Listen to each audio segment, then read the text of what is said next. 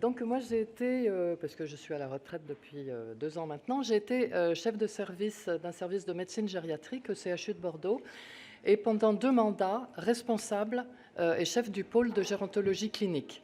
Donc je vais vous parler de notre expérience dans les 2 cas de figure, dans le cadre d'un service mais aussi dans le cadre d'un pôle. Et vous allez comprendre pourquoi en fait c'est très intéressant. Alors la gériatrie c'est compliqué, hein, c'est compliqué. Les vieux, c'est compliqué parce qu'il y a un état de base qui n'est pas forcément bon, déjà. Et quand Sophie parlait du fonctionnel, nous, on est beaucoup dans le fonctionnel. Un vieux, ça doit rester en état de marche, au propre comme au figuré. Il faut que ça marche. Donc c'est compliqué à cause de ça, parce qu'on a une population qui n'est pas une population idéale, et à laquelle, en plus, il peut arriver des événements de vie aussi brutaux que ceux dont Sophie parlait, un AVC, un trauma crânien, hein, la chute de la personne âgée, on sait, c'est très fréquent, une bonne pneumonie hein, chez un grand ancien fumeur qui vous met complètement à plat, etc.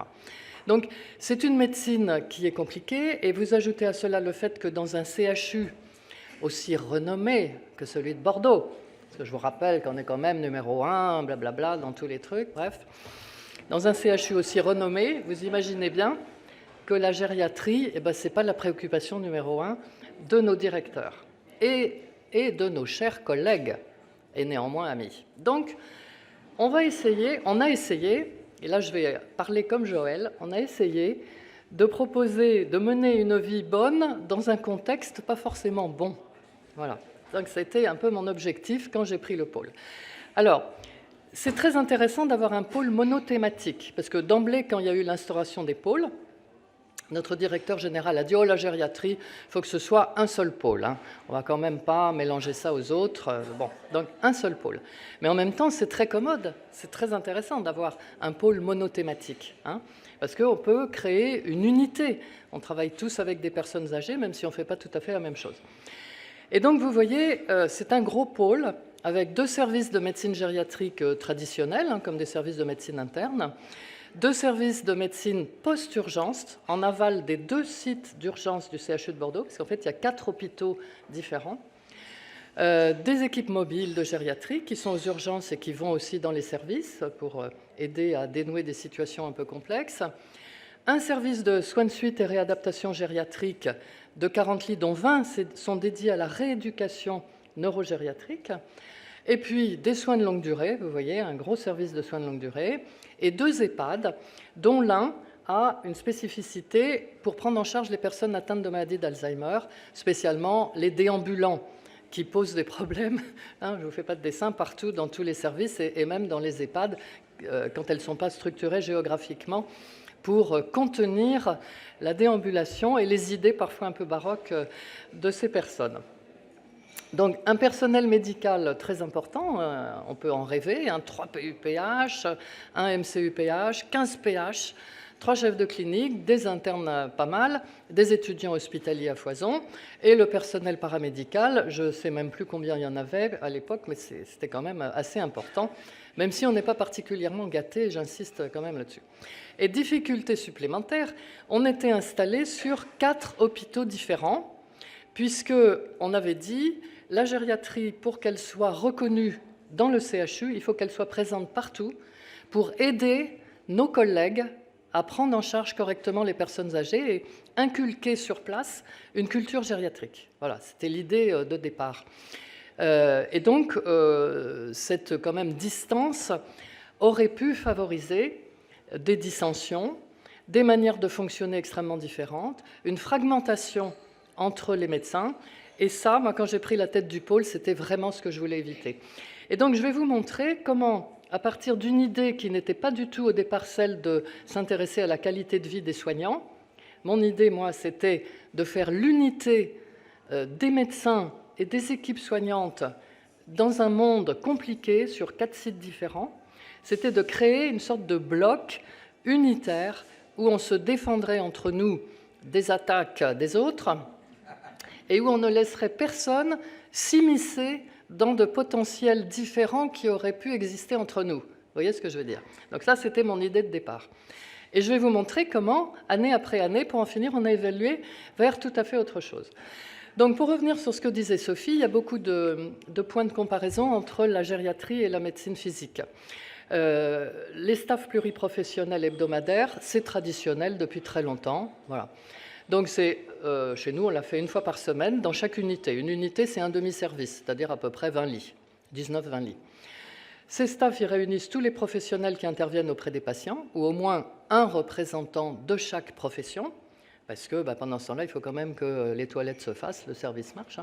Donc tout le monde ne peut pas être présent au staff toutes les semaines, mais il y a une aide-soignante, une infirmière, le cadre, des rééducateurs, s'ils sont là, psychologues, assistantes socio-éducatives, le responsable médical de l'unité, les internes, les étudiants, et ça fait du monde.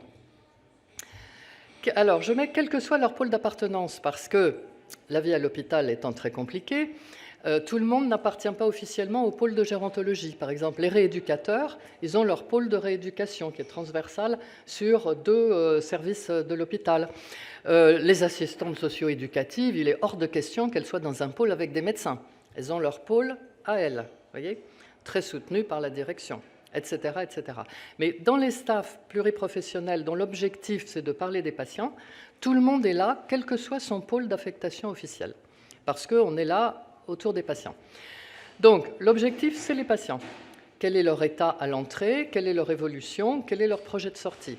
Parce que en médecine gériatrique, même si la durée de séjour est un peu plus longue que dans d'autres disciplines, c'est on va dire une dizaine de jours en moyenne, il faut dès l'entrée prévoir ce qui va se passer à la sortie. Sinon, on se retrouve avec des gens qui sont guéris pour nous, mais dont les familles nous disent « Non, mais vous avez vu dans quel état il est hors de question qu'il rentre à la maison, c'est pas possible. » Et là, si on attend 10 jours pour s'occuper de ce qu'on va mettre en place après, eh bien, ça va rallonger le séjour d'encore 10 jours, voire plus. Donc, dès le début, on essaye de faire une évaluation la plus exacte possible. Parfois, on se plante complètement, mais bon. Et de faire travailler le projet de sortie avec l'ensemble des soignants, puis avec la famille, s'il y a une famille, et puis la personne, bien sûr, si elle est en mesure de prendre conscience réellement de son état. Alors, le déroulement du staff, c'est pas du tout les 3 tours de Philippe, là on est nul.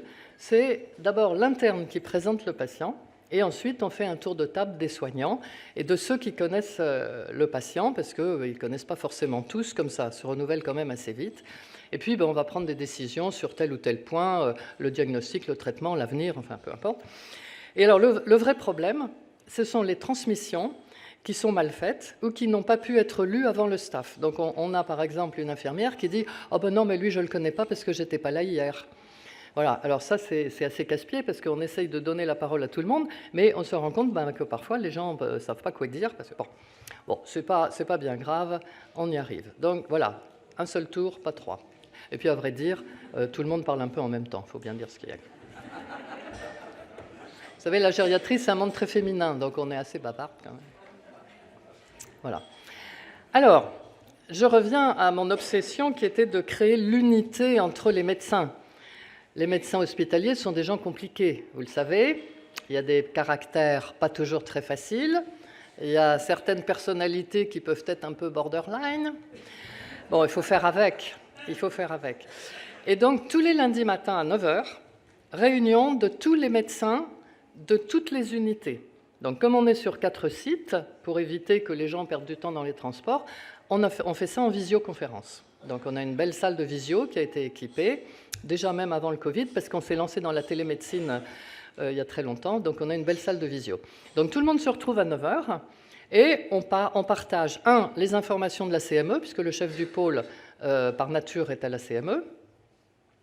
2, chacun parle du fonctionnement de son unité, alors ça va ou ça ne va pas, donc on parle des difficultés, on parle des choses qui marchent bien, on parle des projets d'organisation ou de recherche, enfin voilà. Et, alors ça c'est très important, on fait le planning de la semaine pour la permanence téléphonique à destinée des médecins de ville, parce qu'on a un numéro de téléphone unique qui est connu des médecins généralistes de ville, qui peuvent nous appeler tous les jours, sauf le week-end, de 9h à 19h, et qui tombent en direct sur un médecin senior, c'est-à-dire chef de clinique ou plus. Donc, tous les lundis matins, en fonction de notre planning respectif, on se prenait un jour de permanence téléphonique, on a le téléphone dans la poche, et on répond en temps réel aux médecins de ville, ce qui permet de les aider et aussi de faire de la formation. Et c'est très, très efficace sur la formation, à partir du cas que le médecin présente, de donner des conseils médicaux, de dire s'il faut ou non hospitaliser. Voilà, bon, ça marche très, très bien. On a un réseau comme ça de plus de 400 médecins de Bordeaux et métropole qui appellent régulièrement la permanence téléphonique. Plus les remplaçants qui sont des jeunes, ils ont tous le numéro de téléphone affiché dans le cabinet et ils disent « si vous avez un problème avec les vieux, vous appelez ce numéro, on va vous aider ». Donc ça fonctionne très très bien. Donc ces réunions, si vous voulez, moi, c'est moi qui ai vraiment voulu ça, c'était pour maintenir du lien entre tous les médecins, renforcer le sentiment d'appartenance à une même équipe médicale, même si on fait des choses différentes entre la médecine, le SSR, l'EHPAD, tout ce que vous voulez, et rester soudés, malgré les distances qui nous séparaient, les distances géographiques, et les différences de management d'un hôpital à un autre. Parce que le CHU de Bordeaux, c'est 4 hôpitaux différents, avec chacun son directeur d'hôpital et ses directions fonctionnelles, plus un chapeau global qui est la direction générale, où il y a à nouveau chaque direction fonctionnelle, mais à l'étage au-dessus. Donc, Donc chaque hôpital a sa manière de fonctionner d'une manière différente. Les ressources humaines ne sont pas du tout utilisées de la même manière d'un hôpital à un autre. Vous voyez, ça complexifie quand même beaucoup la situation quand on essaye de faire du transversal. Donc voilà, ça c'était le pôle de gérontologie clinique. Quand j'ai eu terminé mes 2 mandats, une autre PU qui s'appelle Nathalie Salle a pris ma suite. Et Nathalie, depuis longtemps, me disait il faut beaucoup plus inclure les soignants dans la vie du pôle. Il n'y a pas que les cadres, parce que bon, on travaille assez bien avec les cadres au niveau de chaque unité. Mais il faut voir plus grand. Et, voilà. Et ça, c'est ce qu'elle a fait. Et donc, elle a mis en place tous les ans une réunion formation-action, ce qui fait que c'est pris en charge par la formation continue, et qui est ouverte à tous les soignants du pôle, soignants et non soignants, hein, aussi cadres administratifs, etc. Parce que chaque pôle a un directeur de pôle, un cadre supérieur de pôle. Enfin, voilà. Donc, vous voyez, c'est assez compliqué quand même de créer l'unité quand il y a autant de personnes différentes. Ce sont les soignants qui choisissent le thème de la réunion suivante, l'année d'après. Ça tourne souvent beaucoup autour de la communication. Hein, donc ça peut être la communication au sein de l'équipe, la communication entre les équipes, la communication avec les autres, enfin bon, c'est souvent là-dessus. Le sens du soin, ça a été abordé à plusieurs reprises, parce qu'en gériatrie, par moment, on se demande un peu ce qu'on fait quand même. Et donc, il ne faut surtout jamais perdre le fil rouge du sens du soin. Où on va, qu'est-ce qu'on veut obtenir avec cette personne, voilà. Est-ce qu'elle est d'accord, est-ce que, voilà. Ou à un moment donné, est-ce qu'on lâche prise aussi, hein, à un moment donné, il faut peut-être lâcher. C'est très important, le sens du soin, parce que c'est un travail difficile et il faut que ça ait du sens.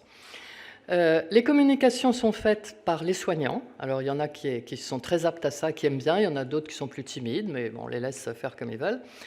On organise au cours de cette journée des ateliers où on s'arrange pour que tous les soignants soient mélangés entre les différents hôpitaux, services, etc. Et on a développé parfois des jeux de rôle très intéressants. On a une de nos collègues qui a mis en place tout un service avec la méditation, l'hypnose. Donc tous les soignants du pôle sont formés à l'hypnose, toutes les infirmières et beaucoup d'aides-soignantes formées à l'hypnose. Donc on se fait comme ça des petits ateliers où on médite, où on fait de l'hypnose, de l'auto-hypnose. Donc ça crée un lien qui est tout à fait différent. Hein, voilà. Et on est accompagné dans cette réunion annuelle par l'ISPED. L'ISPED, c'est le grand service de santé publique de l'Université de Bordeaux. Et Mathieu Sibé, peut-être que certains d'entre vous le connaissent, c'est un chercheur en fait en économie de la santé, mais qui s'intéresse énormément à la qualité de vie au travail. Donc il nous accompagne dans la méthodologie, notamment d'évaluation de cette réunion, etc. Et le service de santé au travail du CHU, qui est très dynamique. Donc il y a énormément de gens qui viennent à cette réunion annuelle et on fait l'évaluation de la réunion, ça c'est Mathieu qui développe ça puisqu'il a les clés de l'évaluation. C'est plutôt très bien vécu. Enfin, chaque année, il y a de plus en plus de soignants qui essayent de se libérer pour venir. Alors, Et donc, vous voyez que le but de cette réunion, c'est quand même d'inclure beaucoup plus les soignants dans les projets, etc., au niveau du pôle, hein, et puis de s'intéresser beaucoup plus à la qualité de vie au travail de tout le monde. Donc on a évolué, et maintenant on est vraiment là-dedans. Alors, ce qu'on n'a pas réussi à faire, parce que c'est très joli quand on présente les choses, mais il y a quand même des trucs qui n'ont pas marché, hein. On n'a jamais réussi à réunir vraiment ensemble les médecins responsables et les cadres de toutes les unités, tout ensemble. On n'a jamais réussi. Ça a toujours été bloqué par les cadres, enfin la cadre supérieure. Les cadres supérieurs et la directrice du pôle, qui n'est pas quelqu'un de commode. Alors certes, le chef du pôle est souvent invité aux réunions institutionnelles des cadres, parce que les cadres, elles ont leurs réunions à elles. Mais ce n'est pas un lieu de prise de décision, donc on est content d'être invité, mais on écoute ce qui se passe, mais on ne peut pas... bon, ça ne change pas grand-chose. Et les cadres ont une hiérarchie extrêmement verticale. Je pense que c'est pareil dans tous les CHU, mais chez nous, ça se sent vraiment beaucoup. Et ne sont pas vraiment encouragés à être dans la transversalité avec les médecins. Voilà, je l'ai dit. On a des rapports assez difficiles avec notre directrice de pôle, qui nous a été imposée, mais ça c'est toujours comme ça, mais qui va bientôt partir à la retraite. Et on n'a pas vraiment fait d'évaluation de la qualité de vie des soignants au travail. Et ça, c'est vraiment un chantier qu'il faudrait qu'on ouvre, surtout qu'en ce moment c'est extrêmement compliqué. Et un dernier point que je voudrais vous dire, c'est qu'en fait la proximité et la relation privilégiée qu'on peut créer entre les médecins et les infirmières et les aides-soignantes au sein d'un service peut être très compliqué pour les médecins. Parce qu'on a maintenant des infirmières et des aides-soignantes qui viennent se plaindre directement aux médecins de ce qui ne va pas, au lieu d'en parler à leurs cadres, parce qu'elles savent que les cadres vont leur dire « bon, bah, écoutez, c'est comme ça et c'est pas autrement, on ne peut pas faire mieux ». Et on a cette année, en 2022, on a eu 3 PH en burn-out arrêtés pendant plusieurs mois, ce qui n'était jamais arrivé. Donc la situation est compliquée en ce moment, on le sait, on a été obligé de fermer beaucoup de lits. Sur la France entière, 35% des lits de médecine gériatrique sont fermés par manque de soignants, alors que ce sont vraiment des lits dont on a besoin. Regardez ce qui se passe aux urgences, on a besoin d'aval des urgences pour des situations médicales aiguës. Bon, voilà, je crois que... Qu'est-ce que je voulais dire? C'est la fin. Voilà. Merci Muriel.